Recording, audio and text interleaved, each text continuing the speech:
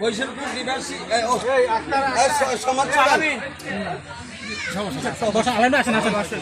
আসলে তো সত্যি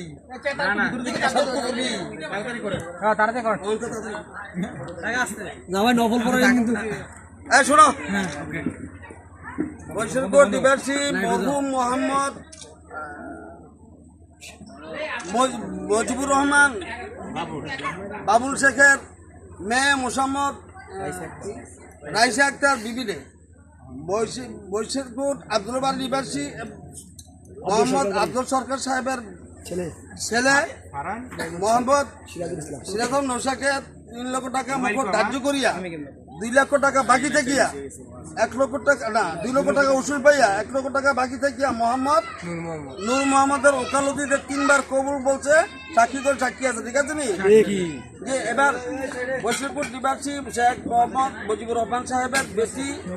মোসাম্মদ রাইসা আক্তার বিবিনে 3 লক্ষ টাকা ভোট ধার্য করিয়া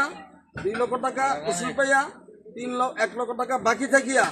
আপনার জজিয়তে দেওয়া হলো সরার সরপতি বিসমিল্লাহ কবুল কাবিল তো